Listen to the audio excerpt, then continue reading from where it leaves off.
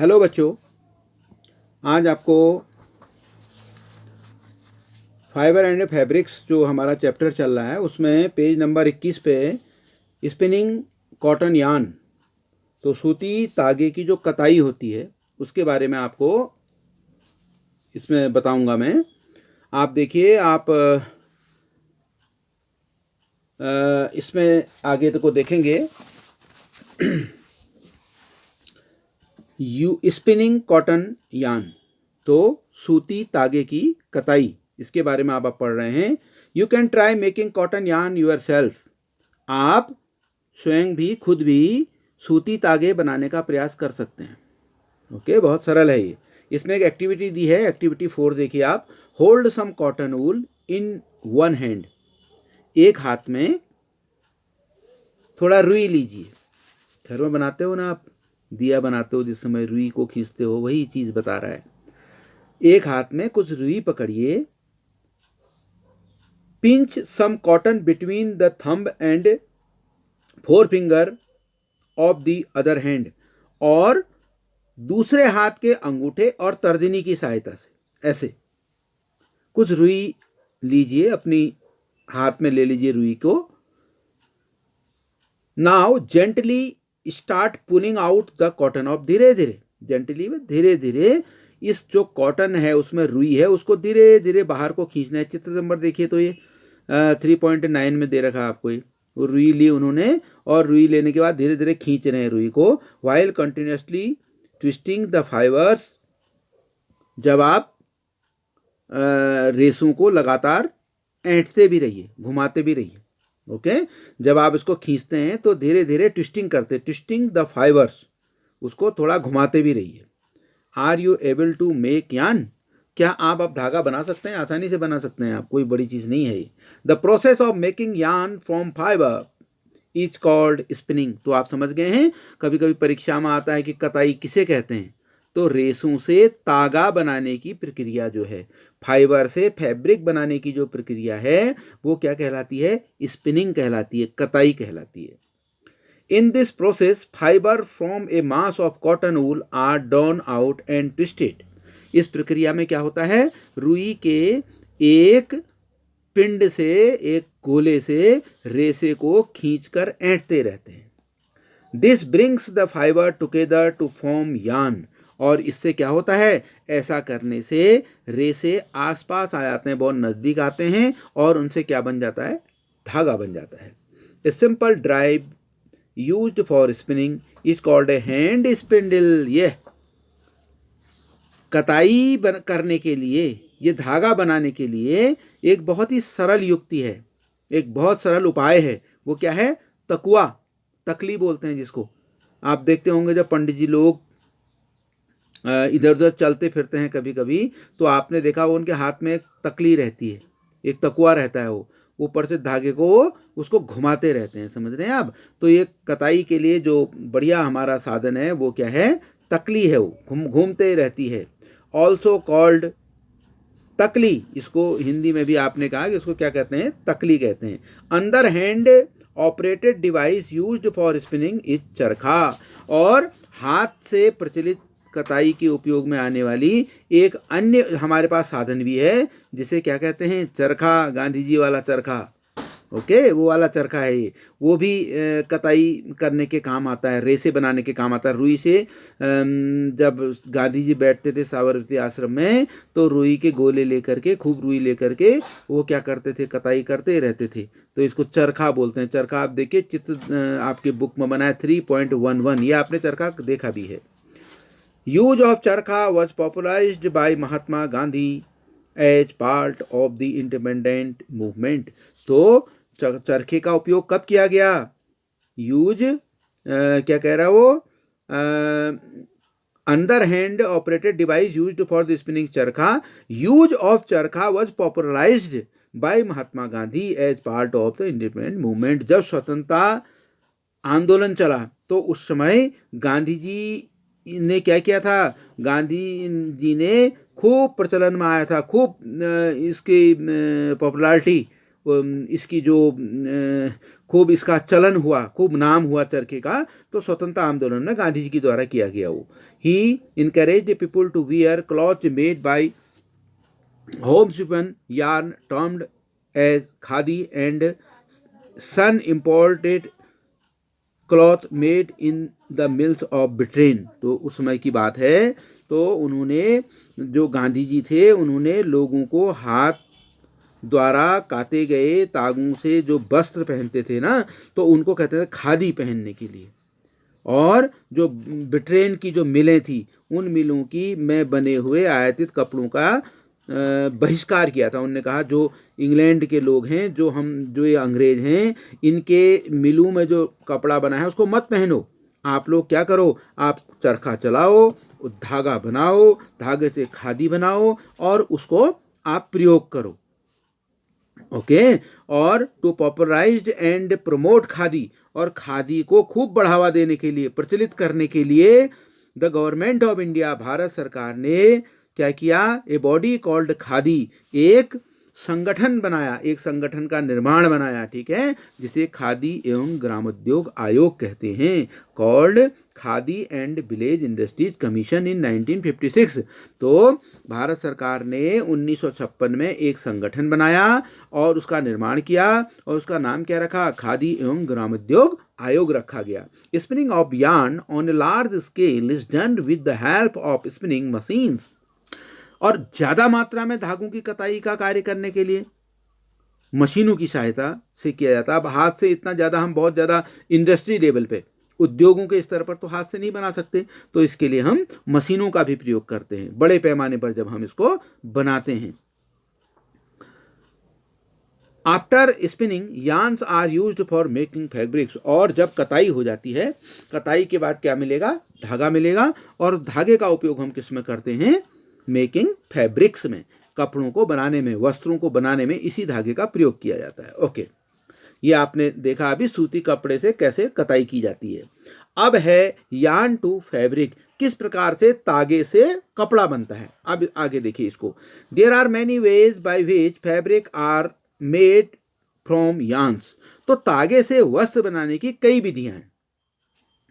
The two main processes are weaving and knitting, और इनमें से दो हैं, एक है बुनाई और दूसरी है बंधाई। तो पहला हम पढ़ेंगे बुनाई के बारे में, एक एक्टिविटी वेविंग, आपको बुनाई दिया गया है। इन एक्टिविटी 2 जो आपने पीछे पढ़ ली है, you might have noticed that the fabric is made up of 2 sets of yarns arrange together. तो आपने क्या देखा कि वस्त्र जो होते हैं तागों के 2 सेट, जिन्हें एक साथ व्यवस्थित किया जाता है, अरेंज किया जाता है, उससे the process of arranging 2 sets of yarns together to make fabric is called weaving. तो वेविंग किसे कहते हैं, बुनाई किसे कहते हैं, तागों के 2 सेटों को, 2 सेट होने चाहिए, आपस में व्यवस्थित करके कपड़ा बनाना की प्रक्रिया जो है उसको बुनाई कहा जाता है। ओके, तागों के 2 सेट को आपस में व्यवस्थित करके वस्त्र बनाने की जो प्रक्रिया है उसे हम बुनाई कहते हैं। The process of arranging 2 sets of the yarns together to make a fabric is called weaving. Okay, let's us try to weave some paper strips. आइए कागज की कुछ पट्टियां बुनने का प्रयास करते हैं। ये एक्टिविटी है तो इसको हम पढ़ लेते हैं। एक्टिविटी 5 है ये। कागज आप लीजिए, कागज की स्ट्रिप बनाएंगे, पट्टी जैसी बनाएंगे, उसको दोनों 2 सेट उसके बनाएंगे, उनको आपस में अरेंज करेंगे, वो बता रहा है एक्टिविटी में। इस एक्टिविटी को अपने घर में प्रयास करेंगे, आप कर सकते हैं इसको। Take 2 sheets of paper of different colours, 2 colour के भिन्न भिन्न रंगों के 2 कागज की शीट ले लीजिए। Cut square piece of length and width equal to 30 centimetre from each sheet, और दोनों में से 30 सेंटीमीटर लंबाई तथा 30 सेंटीमीटर चौड़ाई की वर्गाकार शीट को काट लीजिए।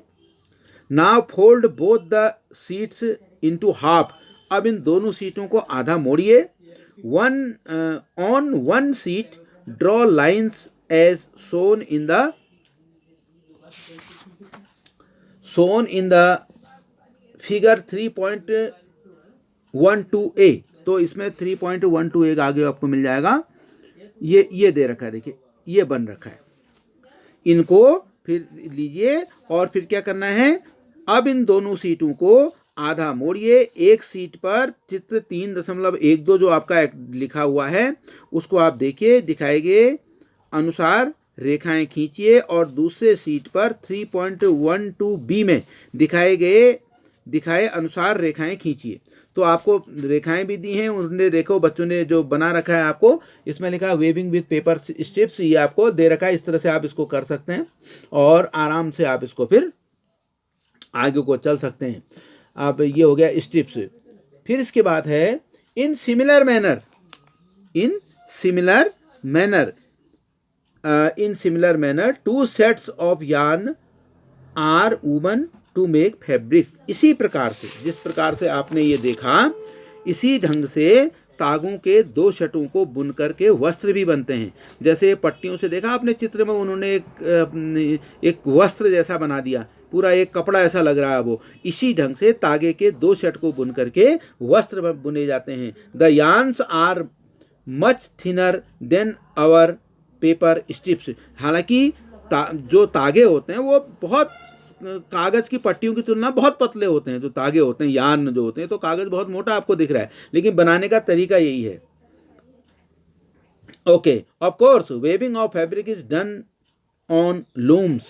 जबकि होता क्या है, वस्त्रों की बुनाई करघों पर की जाती है। करगा होता है जो आप देखते हैं ना, हैंडलूम, जो आप देख रहे हैं ऊपर देखिए तो ये चित्र में 3.13 में दिखा रखा हो, डन ऑन लूम्स पे ऐसे कपड़े बनाए जाते हैं। द लूम्स आर इधर हैंड ऑपरेटेड और पावर ऑपरेटेड। या तो ये जो हैंड्स होते हैं, करघे जो होते हैं, ये करघे या तो हाथ से चलाए जाते हैं और या तो फिर ये विद्युत द्वारा, इलेक्ट्रिसिटी द्वारा ये बनाए जाते हैं। तो इस प्रकार से ये क्या की जाती है, बिनाई की जाती है इसकी। ओके, अब इसके बाद जो अगला है वो आपका जो अगला है वो निटिंग है। निटिंग को आप देखेंगे, इसमें निटिंग में have you noticed how sweaters are knitted. क्या आपने कभी देखा है कि स्वेटर किस प्रकार से बुना जाता, बुनाई आ गई, किस प्रकार से बुनाई की जाती है। ओके, तो आपने देखा कभी स्वेटर कैसे बिने जाते हैं? घर में खूब देखा होगा आपने, सब लोग बिनते हैं, हमारी माताएं बहनें सब बिनते हैं। आप लोगों के जाड़ों के सीजन में तो सबके हाथ में एक एक आप देखते होंगे कि बिनाई का साधन रहता है। Okay, a single yarn is used to make a piece of fabric.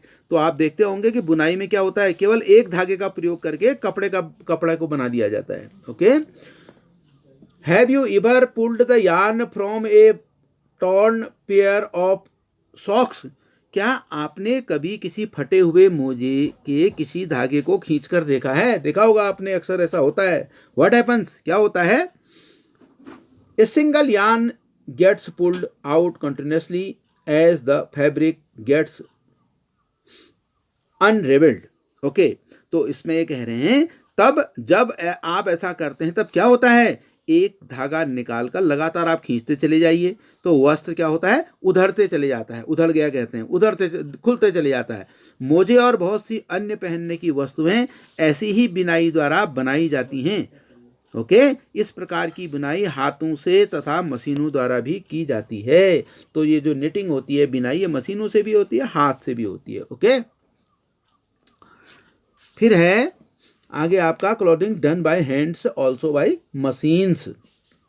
फिर इसमें बूझो वाला आपका पहली वाला दिया है, इसको अभी देखते हैं। तो इसके बाद आगे चलेंगे मशीन्स।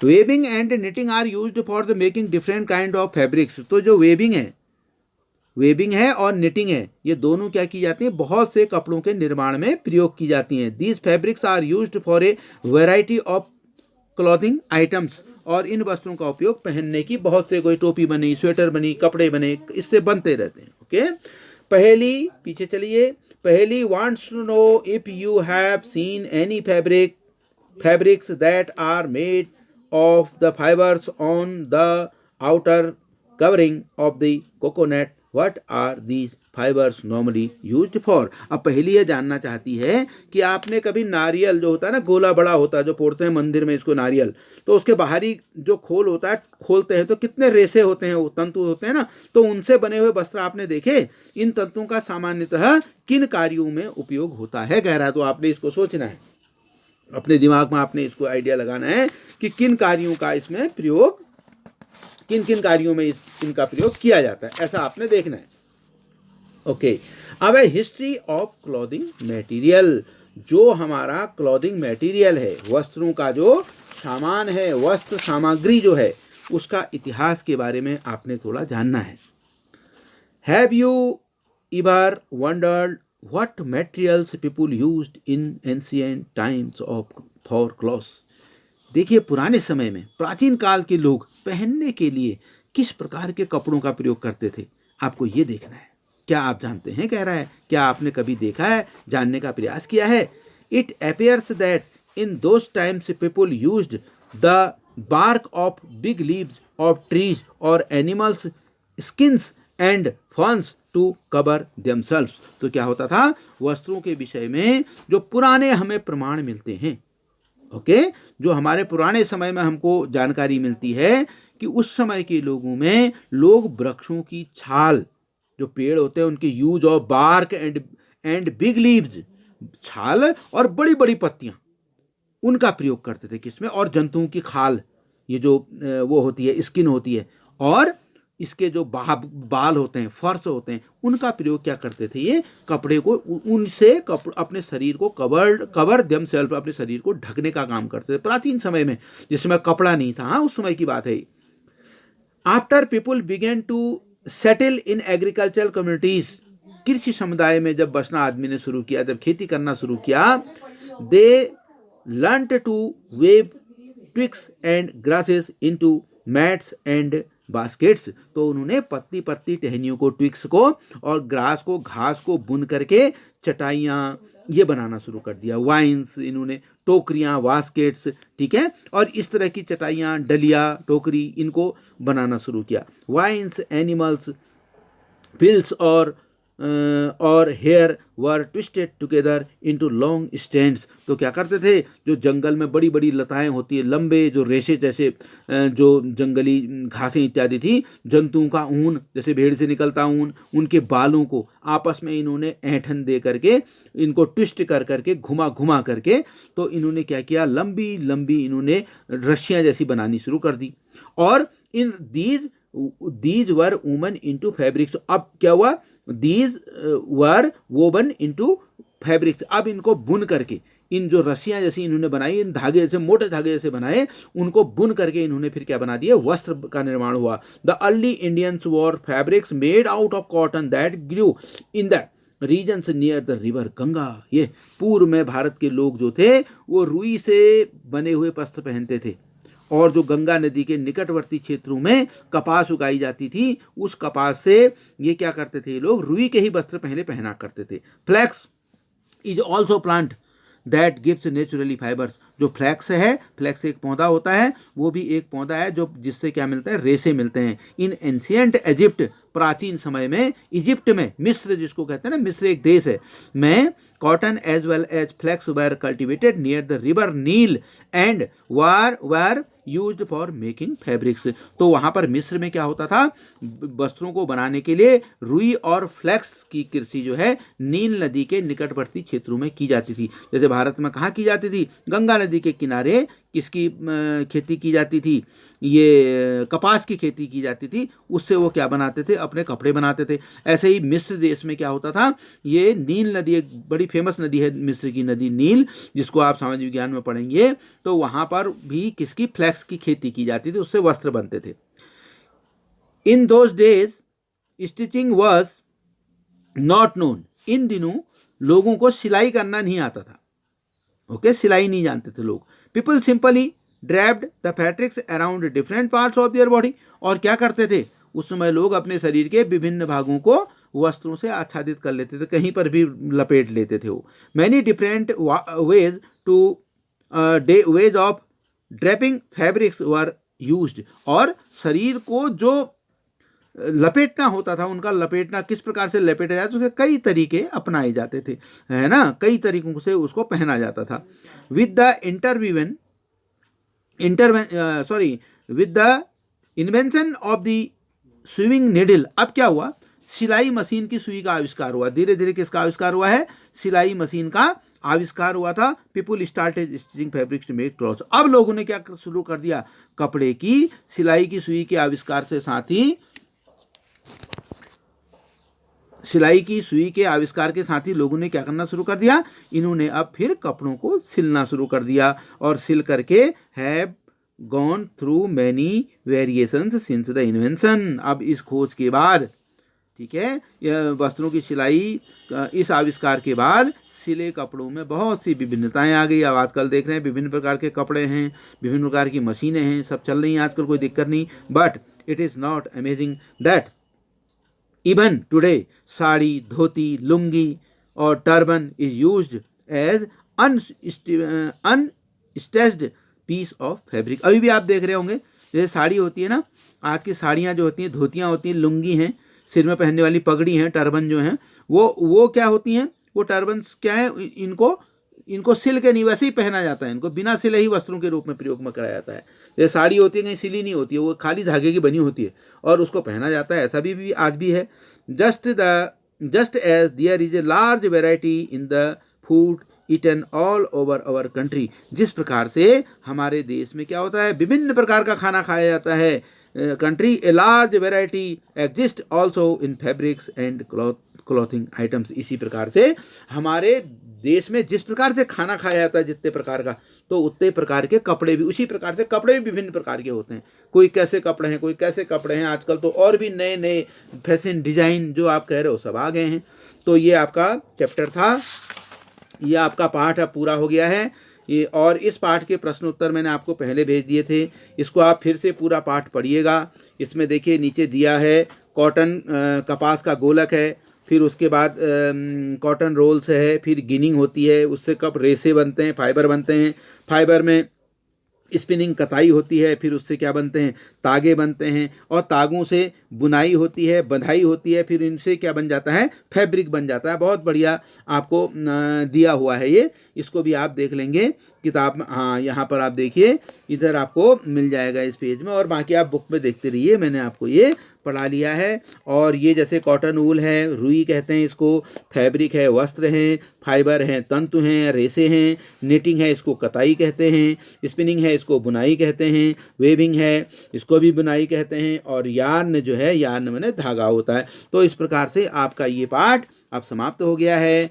आप इस पाठ को पूरा पढ़िएगा, समझिएगा। समझने के बाद जो अब मैंने आपको प्रश्नोत्तर पाठ के दिए हैं, उस प्रश्नोत्तरों को आप पहले हल आपने कर लिया है, उसको पुनः आप एक बार देखिएगा, और अब आगे को इसके जो अभ्यास प्रश्न हैं बढ़िया करके आप इसको लिख लीजिए। प्रश्नोत्तर आपको पूरे हल करा दिए गए हैं, इनको आप हल कर लेंगे। और साथ में अब आपका जो अगला चैप्टर शुरू होगा वो है, दैट इज क्या है, sorting material into groups. Okay, अब ये है, इस प्रकार से आपका ये पाठ जो है नया शुरू होगा, और इसमें हम विभिन्न जो जानकारियाँ पाठ से संबंधित होंगी पढ़ेंगे। बड़ा इंटरेस्टिंग पाठ है, ये भी बढ़िया करके तैयारी करिए, ये पाठ अपना कंप्लीट करिए, उसके बाद हम अगले पाठ पे चलेंगे। फिर उसके अभ्यास कार्य आप लास्ट में कराएंगे। इसका अभ्यास कार्य आपको मैंने पहले दे दिया है। तो आप लोगों के लिए, यहाँ लाइट गई थी, अब आ गई है, जब ही हमारा पाठ समाप्त हुआ तो लाइट भी आ गई। तो आपको ढेर सारी शुभकामनाएं, अगला चौथा पाठ हम फिर पढ़ेंगे। तब तक के लिए, आज के लिए इतना ही। आपका समय शुभ हो। Thank you, bye bye.